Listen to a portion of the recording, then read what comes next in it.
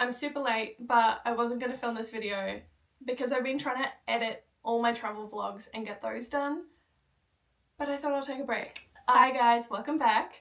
Today I'm finally filming my favourites of 2025. It's very late. It's the last day of the year here in Australia. It's very late, I know. I watched Brianna Woodbine's 2025 favourites video and I just loved it. And she said she watched someone else's favourites which inspired her to film her favourites, and now she's inspired me to film my favourites. But regardless, I really liked how in her video she didn't just stick to one category, she did literally all of her favourites for the year. So that's what this video will be as well. So the categories I've chosen are beauty, books, TV, there's one movie, film, a couple of recipes and some podcasts, which I have been loving. And they are all things that I have just been obsessed with this year. I don't think any of them came out this year. So if you're looking for new things, I'm sorry. All of the things I'm mentioning today have core memories for me from this year. When I think of 2025, I think I'll probably think of these things or memories associated with these things. It sounds really vague. First off, I'll talk about my beauty favorites. Number one was the Mecca Cosmetica To Save Face SPF 50 sunscreen. This is like the special packaging. Usually it's just black, but I got this one in the Christmas packaging this year. Very cute. I have loved this before, but I've taken a break from using it and I was trying other SPF sunscreens. Nothing compares. This acts like a primer as well. The smell is amazing. It brings me back to like 2015 or whenever I had this before. But yeah, I really, really loved this. I don't know why I stopped using this, and I think I'll be repurchasing this as soon as this is empty. This is amazing. This is not new to me or to anyone else, but my favourite mascara this year was the MAC Extended Play, and I tried really hard this year to find a similar mascara, like a tubing mascara. This comes off really easily with warm water, say if you're in the shower or with like a towel. I've bought other tubing mascaras this year. None of them come off as easily as this, and or if they do come off, they come off too easily in cold water. I'm talking if I cry or if it rains, it should not come off. This is the only one that's done that. I've tried the Tower 28 and a few others, and they either come off too easily or not easily enough when I'm trying to get them off. So I'm still trying to beat this one. Next is also something I've been trying to dupe, not new to me or to anyone else, is the Charlotte Tilbury Flawless Filter. I know people say that there are dupes, but they're not the same. Maybe I need to keep trying. I still haven't tried the e.l.f. one, but so far nothing has beaten this, so this is still my favourite. It's basically like a sheer wash of colour, but then it has like a metallicness to it. Maybe like a pearl. This one looks pearl, others look metallic. But my skin always looks really fresh and really hydrated when I use this. And really glowy, but not shiny and not metallic. Does that make sense? I don't know. A contender for that, but is more natural, is the In Beauty Mineral Sun Glow. I bought this in America and I have to use it sparingly because I can't buy this here. I can't refill this here. They don't sell this. From my time in beauty retail, I've learned that it's really hard to bring a sunscreen into Australia because of our regulations. So for a company to bring in an SPF, it needs to be tested in Australia. And that is expensive. Sometimes it's not worth it for brands to do that. I'm hoping In Beauty finds it worth it because I really love this. This is way more sheer than the Charlotte Tilbury, but it just has like the teeniest hint of colour. So it does have shades, but I feel like a lot of people will get away with a lot of different colours. Like this is fair to medium. That's a pretty wide range. But the glow on this is really subtle. The colour on this is really subtle, but it makes my skin look fresh and hydrated. Kind of like the Charlotte Tilbury, but more natural because this is sheer. I mean, there's kind of a trend going on here. I just want to look glowy hydrated, but I don't want anyone to know about it. My last beauty favourite is the Horror lip balm, specifically in the black cherry tinted. This is such a pretty colour. It's really sheer. I have lipstick on. I love the smell of this. The colour's really subtle, so I don't feel like I have to wear makeup with this on. The lip balm also feels amazing, and the shape of it, I don't know why, but I love the shape. I love applying it. You have to try it. All the Horror lip balms are in this shape. Pick the smell that you like. But I do highly recommend the black cherry. It smells amazing. So I do wear that one almost every day. Next, I forgot to grab my bottle, but for fragrance, Marc Jacobs Daisy Wild. That is my favourite fragrance of this year. It's amazing. It's really unique. but like fresh scent. It's floral, but it's not too girly floral and not too sexy. It's kind of more of a fresh floral. I don't know if that makes sense. You kind of have to smell it. I can't describe it any better than that. I'm not really good at describing scents, so I'm sorry. It's like easy to wear, but still interesting. Now books. I've gotten back into reading this year. I was in a major reading rut for like years, but if you know, you know, I love ACOTAR, but I fell hard for Fourth Wing this year. I've read all 3 books. I smashed them out. Violet, the main character, she goes to like a dragon riding school, and initially she's gonna go and be like a scholar. I don't remember. It's actually been a few months. Basically, she's really fragile. Like, she gets injured really easily, and that sets her at a really bad disadvantage, because the dragons, essentially, you have to go through all your training and survive, but then the dragons actually pick you and they want the strongest humans to like bond with. I don't know how to describe more without spoiling it, but this is really entertaining from chapter 1. You know I love ACOTAR, right? ACOTAR's a slow burn, so if you're in a reading rut and you're thinking you'd like to read something new and you're deciding between these two, go Fourth Wing. It's interesting from the first chapter. In comparison, ACOTAR takes like a few chapters to get interesting, but then by the second book it's changed your life. So still worth it, but Fourth Wing was a new read for me this year and I loved it. Next up is Will of the Many by James Islington. This was recommended to me by a colleague and I am forever grateful. It's a thick one. It's a big book. It's really clean because I actually read it on Kindle. I had to have the physical copy. You can see the difference, like the spine of Fourth Wing compared to this book was amazing. The story was so entertaining and I felt like I couldn't tell what was coming next. Top tier world building. Like, there was complex politics, complex magic structure, and everything was described throughout the story naturally and easily. Like, it didn't feel like homework. It didn't feel super hard to understand. There's like a diagram at the front if you need. You don't need. I think he does a wonderful, wonderful job, and that is so hard to do, to describe everything in a complex system like that without boring me. So he did a great job. The story had twists and turns I didn't see coming. I was like 3/4 through the book and I still had no idea how it was going to end. I'm reading the second book of that series now and it's great. And a bonus, the author is from Melbourne. Next is Brimstone. Brimstone is by Kelly Hart. This is the second book of the series after Quicksilver. Quicksilver was great. I loved that book. But Brimstone was like another level. I think because in the second book she didn't have to introduce the characters or build the world. She had more time to go straight into the story, and there were multiple different big scenes in this book that were my favourite part. Like, I can't pick my favourite part of this book. And the cliffhanger at the end, how dare you. I need the next book immediately, but I have to wait till next November, I think it was. Callie. Movies and TV. First of all was Andor from Star Wars, if you don't know. Alex and I watched all the TV series and movies this year, except the animated ones. So many seasons. We'll get to that later. But Andor was a standout to me. I felt like the story was gripping. I was entertained thoroughly. I think at the start it was a little bit of a slow burn, but because I was attached to the characters pretty quickly, I was gripped. It's great. And then by the end, like, there were so many characters that I cared so much about.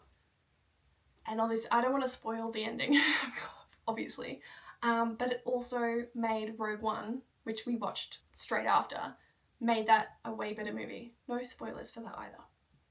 An unexpected movie was a recommendation by a different colleague, and it was, I have it on DVD because it's hard to find, is Soylent Green. This was made in 1973. So yeah, it's not 2025. But I watched it for the first time in 2025. And I watched it 3 times. This is with Charlton Heston. I think this is actually the only movie I've ever watched with Charlton Heston. But the acting in this, and that's all I'll say, interesting. But the storyline, fantastic. I knew what the story was and I'd watched the trailer. Don't watch the trailer if you want to be surprised. Just watch the movie. I'd watched the trailer. I had spoken about it with my colleague. I knew what was coming. But when I rewatched it with other people, it is so entertaining to see their faces when they realise what's happening. Like, the story is incredible. It's actually based on a book. The reason this came up in conversation was this is supposed to be, even though it was 1973 when this was filmed, it was set in the year 2022. So, I mean, take that as you will. And each time I rewatched it, I actually kind of found something else that I didn't notice. So, definitely rewatchable. Really entertaining movie. Next category is content creators. Editing Ashley here. I realised that I didn't say this in the video like I intended to. The content creator section of this favourites video, not only is it inspired by Brianna Woodbine, I literally lifted that idea from her video and put it in my own. I don't know if she got the idea from whoever inspired her to make the video or if she came up with it, but I did not come up with it. Just wanted to put that out there. And you'll see a trend. If you know these creators, you'll see a trend very quickly. Jessica and Tyler Braun, my favourites. I watched so many of their videos this year, including pretty much all of their Disney vlogs, because we went to Disney World for the first time ever this year, and it was Alex's first trip to America, so I watched a lot of their videos in preparation. And also then I watched like their other vlogs, like weekly vlogs or whatever. And I don't know what it is, there's just something, I don't know if I find them relatable, maybe, but I find their videos so entertaining. Like, it feels like, I joke with Alex, I say they're my friends from America, but they have no idea who I am. Next up, Brianna and Corey Woodbine. Love. Again, found them through Brianna's vlogs of Disney World, Disney Cruise, but I also love Brianna's vlogs when she's home. It feels very FaceTimey. Not only is this video inspired by Brianna, but realistically, like, watching Brianna's vlogs in addition to other people's vlogs, but I think it was really hers that inspired me and pushed me over the edge to go and start filming and putting videos on YouTube, so thank you. And next up is Mackenzie Borg. She also does Disney vlogs. Are you seeing a trend? Because I only watched one type of person this year.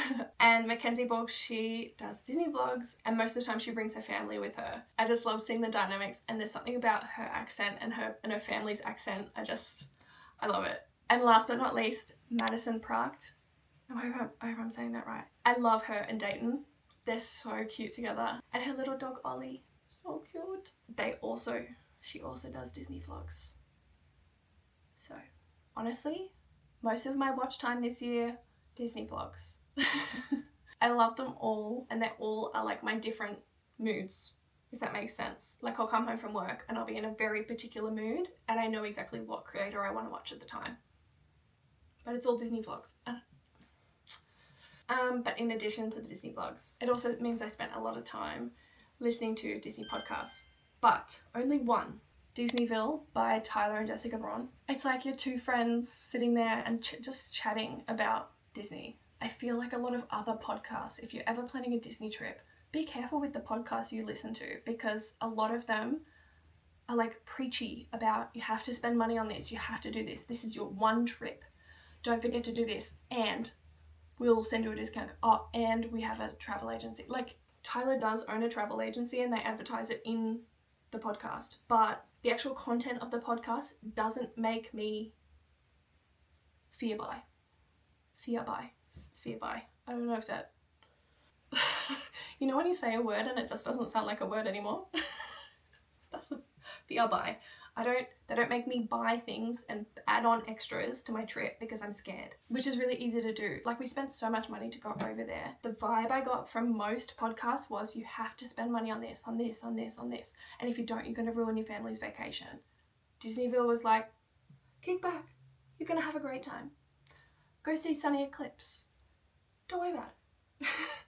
Do whatever and you'll have a great time anyway. So I just really appreciated that. And I stopped listening to all the other Disney podcasts that were making me feel that way, and I just listened to Disneyville from then on. Core memory this year was going on walks through our local park and just listening to this and re-listening to episodes while they were on break. Also, for their anniversary episode, they used my episode idea.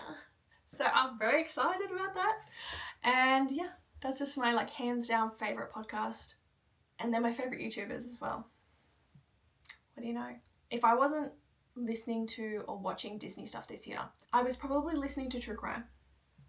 And there's a lot of podcasts that I really like for that, but some of them get a bit scary. So my favourite this year was Crime Junkie. It's a bit more of like a chatty true crime. It's just like Ashley and Britt, the two girls, they're just chatting about, it's almost like a gossip session, but how they tell the stories, because these are actual people that we're talking about.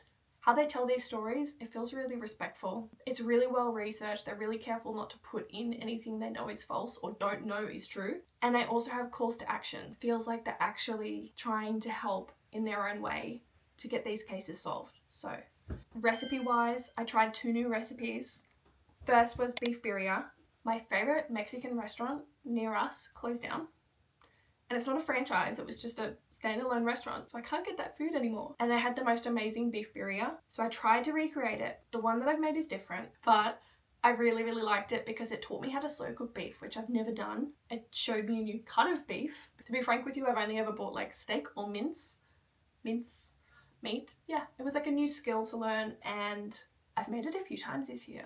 We really enjoy it, and it makes a lot, so we can spread it out, and it ends up being quite cost effective too. Next recipe was a crumpet recipe, and this is from a YouTube video which I'll link below. The guy that shared this, his voice sounds like Winnie the Pooh.